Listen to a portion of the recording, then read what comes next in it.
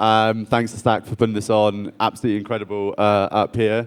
So today we've had an incredible lineup, some really kind of great chats already, but I'm really excited to be hosting this one because we're talking about mainstream adoption and mass adoption of Bitcoin, which is why we're all here, right? Peter, my colleague, was very passionate about it earlier, and hopefully we can get some of that energy in this conversation away. So my name's George. I'm head of content at Velar. As Peter said before, we build DeFi products on Bitcoin. But I'd love you all just to give a short intro on yourself, what you do, and the business that you work with. So yeah, if you start, Louis, that'd be great. Perfect. So my name is Louise. I'm the CEO and co-founder at Ryder. So everybody here is building on Bitcoin, right? So Ken was here as well, and Marvin. So I always say before building on Bitcoin was cool, we made it cool. We were there since it. I was at Blockstack before 2018, and then Marvin was preaching as well smart contracts on Bitcoin 2022. I was talking about NFTs on Bitcoin 2021, even when ordinals was the thing. So yeah, that's pretty much me in a nutshell. Hey everyone, my name is Ken. I'm the founder and CEO of Xverse. Xverse is a Bitcoin Web3 ecosystem wallet. We support ordinals, runes, BRC20s, and everything on Bitcoin. We also support stacks as a Bitcoin L2 and potentially other L2s in the future. So my background is in software engineering. I also started my crypto journey with the stacks team along with Louis here since 2017. And yeah, that's basically it. Thank you very much. Pass over to you, Mark. Sure. So my name is Mark Nuvelstijn. I'm the CEO and co-founder of Bitvavo. We are the biggest crypto exchange here in Europe, supporting customers to trade euro assets against cryptos. We support Bitcoin, we support stacks, and many others. And we are keen to make it more and more accessible to drive adoption. And thanks for being here. And Zeth, if you do a quick intro, please. Yeah. Hello, everyone. My name is Zeth. I'm the founder and CEO of OrdzGames, which is the first GameFi on Bitcoin, inscribing video game files on-chain as ordinals and rewarding players with BRC20 tokens. And later, we started building a hardware gaming device known as the BitBoy. Stands for Bitcoin Game Boy. And we started putting our games we've inscribed on-chain onto the physical gaming device. You can play those games, earn crypto, convert the game points into runes tokens, BRC20 tokens. And you can also mine Bitcoin with the machine via a lottery mining software. And we're working with a number of partners to bring on board more users into Bitcoin and just crypto in general via a physical gaming device. Awesome. Thank you all so much for those wonderful intros. So, look, I want to just start with, if you've, I'm going to ask you individual questions, but equally, if you've got something interesting to say, feel free to jump in. There are questions for you all, really. And I'm going to kick things off around user experience in Bitcoin. So I'm going to come to you, Louis. So what is the user experience? Why is the user experience so critical for Bitcoin adoption, and how do your products, your wallet, kind of address this? Yeah, great question. So I came to crypto 2016. 8 years later, same friends of mine who wanted to go into crypto or Bitcoin still couldn't create a wallet, right? I think it's such a shame that most of the builders in this space focus on a few things, which is focusing on their products and not really talking to the user. That's why user experience is quite important. I think 4 years in the protocol level at Stacks, for example, if I'm not even able to onboard my friends into Web3, then what is the user experience, right? So for me and our team, the most important thing is, okay, how do we actually make it so simple that even my friends could instantly create a wallet, and even my mom? I love that, yeah. I think the mum test is always a good one, right? Yeah, if you can get your mum on board, that's always great. And the same question for you, Ken. Yeah, so I think user experience is really important because we're all here in these conferences, like an echo chamber. We're all like into crypto. We know about these things, but if you want to onboard the next 100 million, billion people, these are going to be people that don't really understand crypto that well, and the current kind of user experience is just not for the mainstream user. So we all have a lot of work to do to make it easy for the next billion users to come on board. Nice, thank you so much. And I'm going to go over to you, Zeth. So, have you made any recent design improvements to kind of enhance that user experience over at BitBoy? Yeah, for sure. It was really designed from the bottom to be a device meant for non-crypto or any everyday users. It obviously, you can tell from the design, it replicates the Game Boy, the first generation, and we've had a lot of our buyers and community members who bought the device for their kids. And at various crypto events, we've seen children playing with the device and having a good time with it. They don't actually have to understand like how crypto works, how to set up a wallet.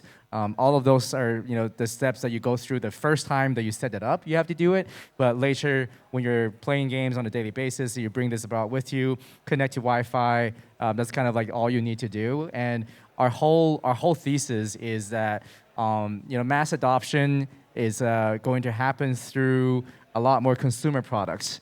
And for consumers oftentimes feel that crypto is very daunting. Self-custody is scary. That's what happens with a lot of Chinese buyers of crypto. The Asian community that I'm part of, a lot of you have a lot of degens in Asia into like various meme coins and shit coins, but very few of them are self-custodied. They are very scared to write down a seed phrase on a piece of paper. They trust centralized exchanges even though they shouldn't. And it's culturally very different over there. So I would say that for that consumer market, having a device where you don't have to think about self-custody as much, having a device that is physical, tangible, that you can put in your palm of your hands, in your pocket, helps a lot with adoption.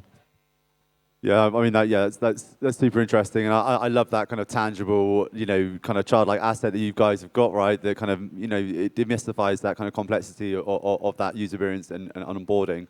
Mark, I've got the same question for you. Have you made any design improvements or anything to help that user experience for Bitcoin adoption? Yeah, sure. So I think in an ideal world, customers would hold most of their assets in unhosted wallets or self-custody. But I think to really drive adoption, you at the moment still need centralized exchanges. I think for us, to ensure that the threshold to access this market is as low as possible, we need to ensure that you can as easily as possible create an account, deposit via funds, and get access to exposure to crypto assets like Bitcoin. I think that's the core thing we try to do. And only if you do it as well as possible, you're able to grow this market further. This market is currently still heavily retail-driven. And to ensure that you grow it further, you need to make it accessible for them. And happy to do so. Nice. Thank you. So we're going to move on to regulation. It's not necessarily the most fun subject, but hopefully we can spice it up a little bit. Ken, I'm going to come to you. So how does the current regulatory landscape impact Bitcoin's mainstream adoption, and what strategies have you taken to navigate this? Yeah, so this is a pretty tough topic. I think all these different countries have different regulations, and it's difficult for a small startup like us to keep up with everything. But in general, being self-custody makes it a lot easier for us to be compliant, right? If you just mention that you actually take custody of user funds or anything like that, a lot of institutions, countries will have issues with that. So we try to encourage self-custody for basically everything. So all of our products, we will never have access to user funds, even if it's for like DeFi or anything like that. But I think there's still a lot of ongoing effort in all these jurisdictions to make sure that self-custody is always going to remain an option for people, because some places actually have started to put in regulations even for self-custody. And I think that's just not the right way to go. Yeah, it is a shame when it kind of gets bogged down, and it blocks out innovation as well. But I'm going to pass the same question to you. No, Marvin wouldn't want me to answer political questions for like regulation and things, I think. I'll pass it to the guys. We're apolitical at Ryder. Okay, fair enough. Anything from you, Mark, on that? Sure. So as a company, we're regulated. So we're supervised here by the Dutch Central Bank for several years. I think what we see here in Europe is that crypto has become more and more regulated. Maybe that was not the initial idea when Satoshi started, but I would say that it's needed to grow mass adoption. Maybe it's not needed for the people here at this event, given how well they know how the whole industry works and that they are sophisticated enough to store everything on their own wallet. But I think to grow mass adoption, and especially if you would like to grow adoption further, I think regulation is needed. And as a company, we are keen to do so. I think it will help to grow the market further, and we are keen to do so. Yeah, absolutely. Last one on regulation. I'll fire over to you, Zeth. So how do global regulations affect your operation, and what are you doing to stay compliant at the moment? I would say a lot of Asian/Chinese founders were operating in mainland China, and when they get serious into crypto, whether they want to kind of recommend different assets for people to invest in as financial advice, or if they want to issue assets, be it a token or NFT, a lot of them leave mainland China to work in Hong Kong, Singapore, other Asian countries, Western economies, because the regulatory environment in mainland China is very anti-crypto.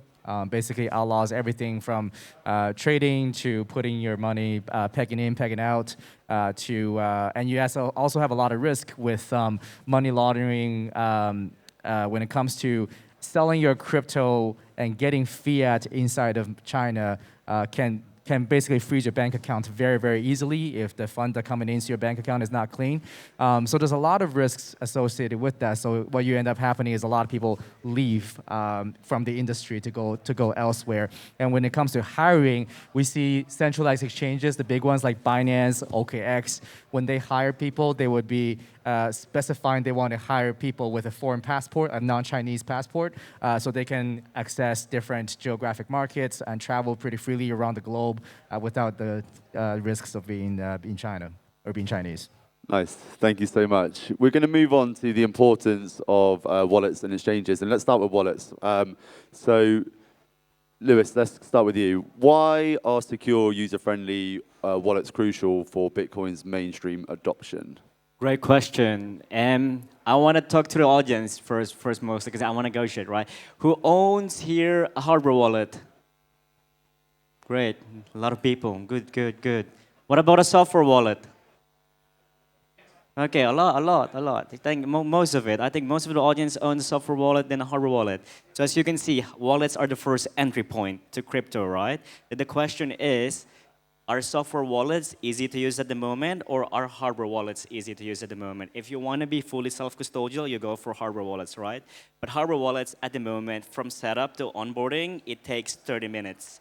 You know, he mentioned it, that he mentioned seed phrases. Do you like writing your seed phrases, Zeth? No, I hate you it. don't, right? We eliminate it. So I don't know if you showed the workshop before, but we were demoing upstairs on how we actually took the time to build products that even my mom could use, right? So for us, we spend a lot of time when it comes to user. I think a few things that are wrong in the space is we build on quicksand. A lot of people build on fast things, because then they want to build with the market, capture the value. And what we did differently is we took 2 years to build Ryder, just like to enhance the user experience. We talk to our user, and then from then on, we iterate. So for us, it's like one way how we actually improve the user experience for wallets, aside from the fact that without sacrificing security, for example. Thank you. I love the audience participation there. You're making my job easier, so that was great. Ken, I'm going to ask you the same question. What are you doing over at Xverse? Yeah, so I think wallets are super important in Web3, and it's basically like the browser to Web2, right? You always need a wallet to do anything in Web3.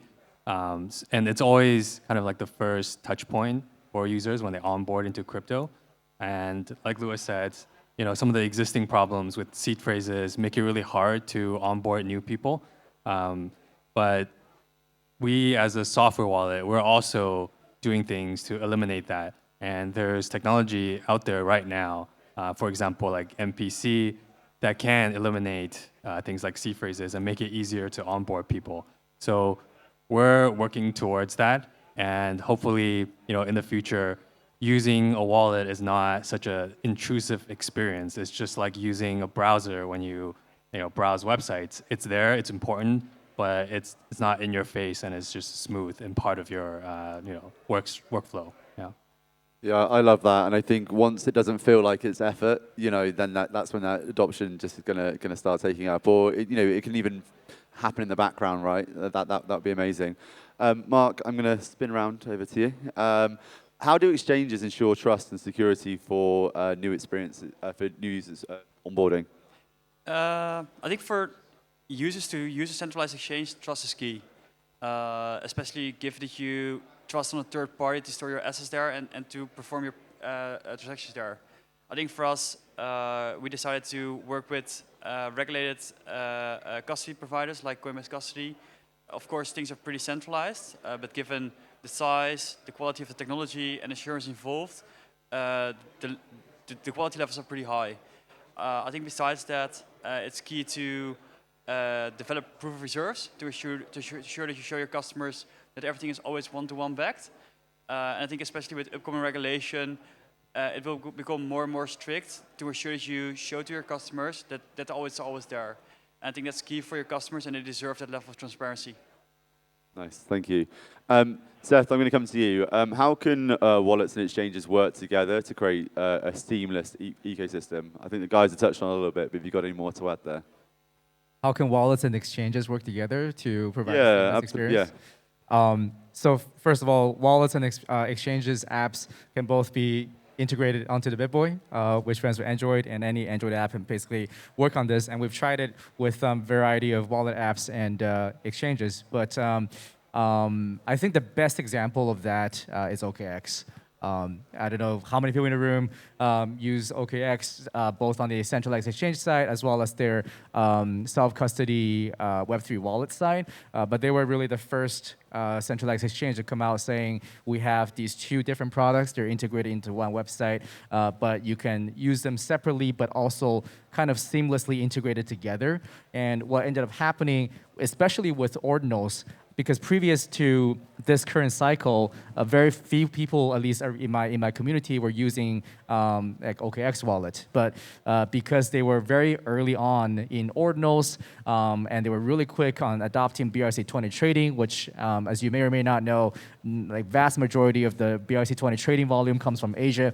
So they quickly dominated in that market and grew a lot with an adoption with their Web3 wallet. And the wallet integrates very seamlessly with their centralized exchange when it comes to addresses that you can quickly find and send assets back and forth, pegging in and out of their exchange.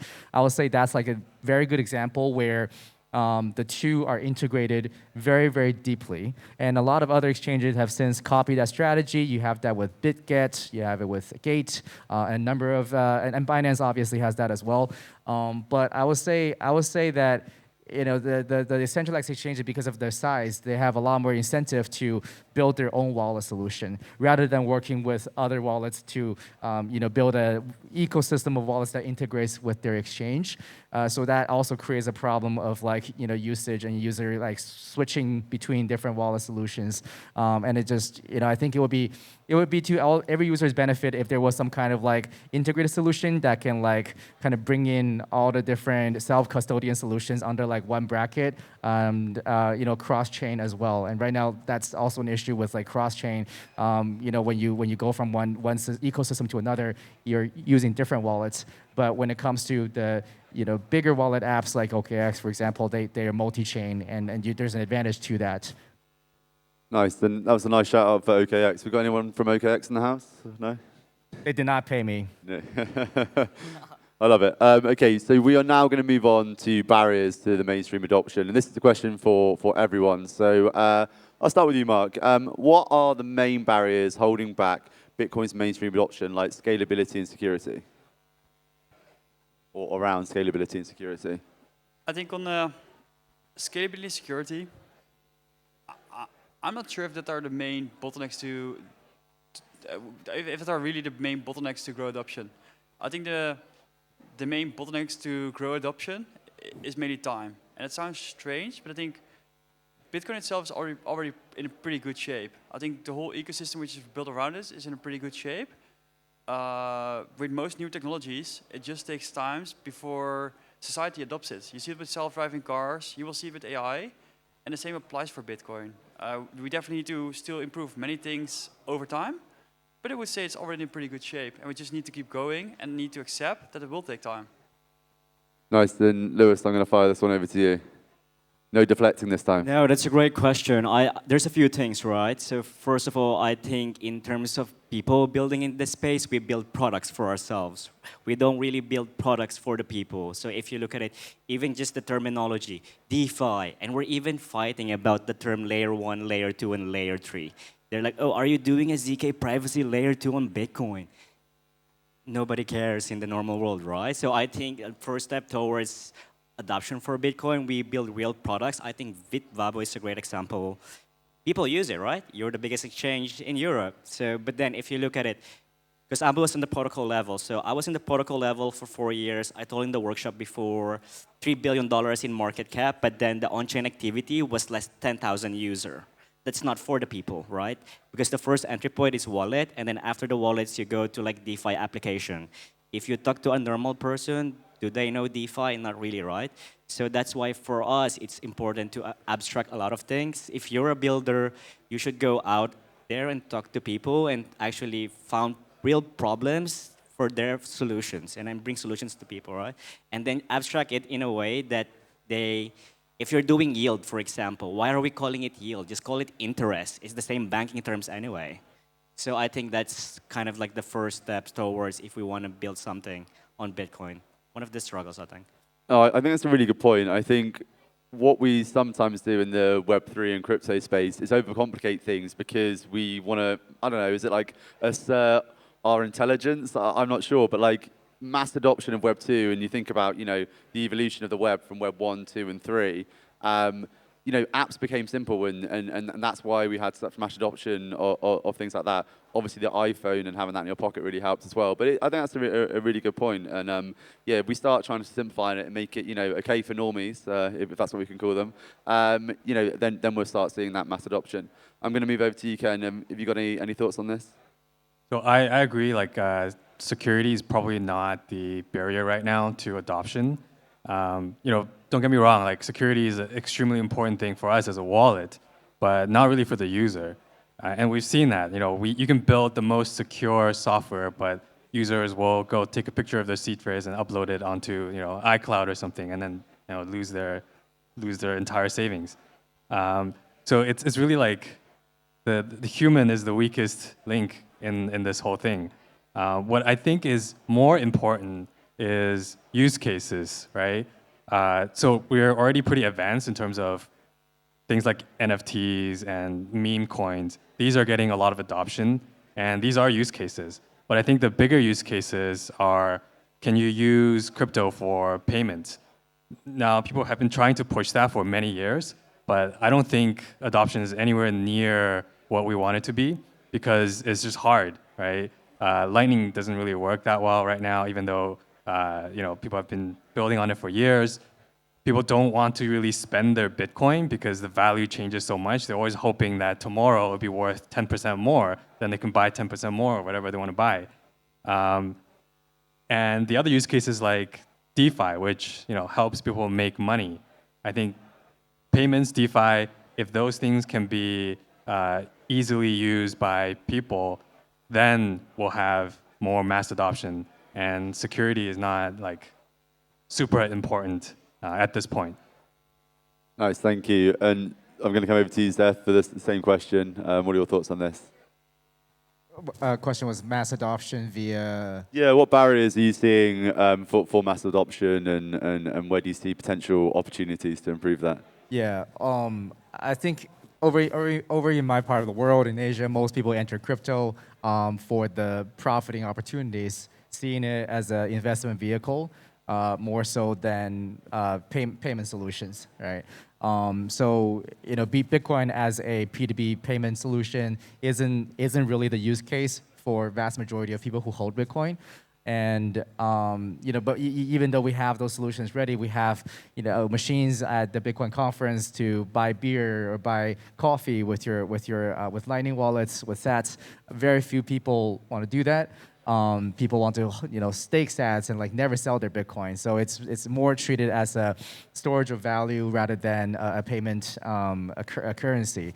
And so I would say the adoption in the consumer markets in Asia is really driven by market movements and meme coins. So people either come in from they want to make a safe investment. They want a safe long-term bet. They invest in Bitcoin and Ethereum, in like the big cap tokens, or they come in wanting to gamble.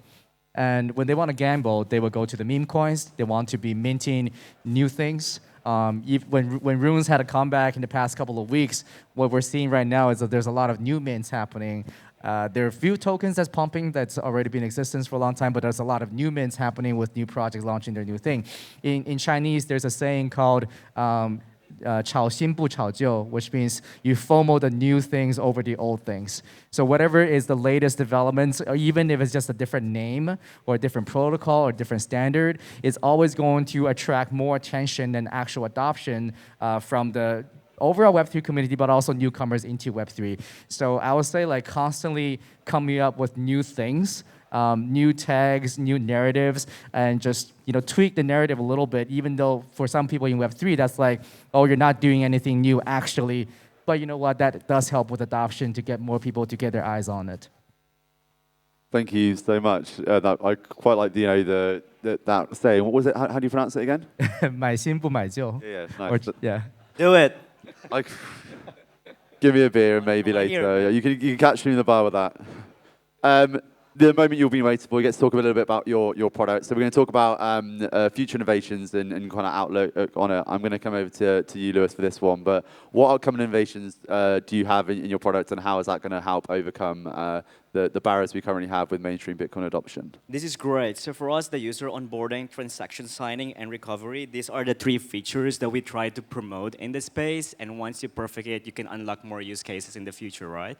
So for example, the current onboarding process on a wallet is 15 to 30 minutes. If you have a seed phrase, we reduce it to 60 seconds. Now, if you want to send a transaction from your hardware wallet and then move it to a software wallet and then maybe use it on a DeFi application, it takes 15 minutes, right? And we reduce it to 2 seconds.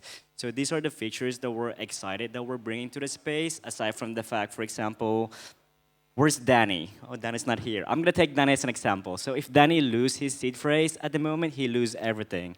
So for us, we make it impossible to lose your asset through Ryder. So he only needs 2 taps to recover his asset. And for us, it's all about bringing the same consumer behavior that we see now. So for example, we designed our wallet, a hardware wallet with NFC, so near-field communication like Apple Pay. A lot of people uses Apple Pay. Now, if you bring the same behavior to crypto, then they will use it more. So we use the hardware wallet with like near-field communication. You can send a transaction. You can do onboarding and recovery with a simple tap. And those are the features that we feel like could push the needle, could push Web3 to my friends and mom. Nice, thank you so much. Mark, I'm going to come over to you. What products, innovations are you working on at the moment to help this adoption? I would say 2 things. I think the first thing is for us to just make the user experience more convenient. We are already supporting more than 2 million retail clients, so it's more focused on the last nitty-gritty details than major things. And I think it's the second thing, and it's a bit like what BitBoy already said earlier today. Over time, centralized exchanges will work closer and closer with decentralized exchanges and with non-custodial wallets. I think OKX have done a great job there. I think over time, centralized exchange will play a major role to promote unhosted wallets and give access to the DeFi space, but try that in an as user-friendly possible way to ensure that it's accessible for the average customer. So I would say those 2 things, in my view, drive main adoption over time. Thank you very much. Zeth, same question for you, mate. I was so when we were in Token 2049 in Singapore was the latest kind of the overall crypto conference with like every ecosystem was present, and one thing that really struck me that were driving a lot adoption were like a lot of the Solana projects at Breakpoint. There's a lot, outside of Bitcoin, there's a lot of focus on DePIN as a narrative, on AI as a narrative. There are many products hardware, like be it mobile phones, be it devices you install in your car, or so on and so forth, that are getting people's eyes to look at things from a new perspective, that crypto can now be utilized on an everyday basis for things that you never thought crypto could be utilized for. And those incentives can drive adoption for people who used to think that crypto was all scams. Now they can start to think, okay, now this is something that I do already on a daily basis, but now I can do it on an on-chain manner with crypto incentives to seamlessly be adopted as part of the crypto world. So I think those are the innovations and technologies that can be very much utilized for adoption. And when it comes to Bitcoin, a lot of the Bitcoin projects, I think, can learn from those other ecosystems. It's not exclusive to Solana. It's not exclusive to Ton. It's things that people in this room can very much work on when it comes to Bitcoin, utilizing some of the infrastructure that many in the room are building. And when the layer 2 debates that was on the stage earlier, there's a lot of infrastructures being built that can support all of these things that can be done on Bitcoin. So just like we did Ordinals, which replicated the success of NFTs on Ethereum, and we can do the same thing for other narratives and other applications, bring them over to Bitcoin, which, in my opinion, will receive much more adoption because Bitcoin is the #1 crypto that most people in Web 2 have heard and know about. Yeah, absolutely, and I completely agree. Like, learn from what we've already done, learn from our mistakes. I'm a big believer in that. There's a great book called Black Box Thinking, if anyone wants to read that. Ken, I'm going to let you close us out today. What you're doing over at Xverse from an innovation point of view. Yeah, so we've got a huge roadmap on the product and huge backlog to build. But at a higher level, 2 things. One is improving the user experience for us because wallets are at the center of all the interaction in Web3, and we want to make sure that we onboard people correctly. And educate them on Web3, how to be safe, how to get into different types of protocols, projects. And then the other thing is making sure that the apps people are using work well with the wallet. And whenever a new protocol comes out, we are first to support those protocols and make sure that developers have an easy time integrating with us and providing users with a good experience. Ultimately, it's the builders of Web3 that will build the next big use cases, and the wallets are here to support them. Fabulous. Thank you so much. That's where we're going to end it here. Everyone, can you give up for the panel? Did a great job. Thank you. Thank you. Thanks.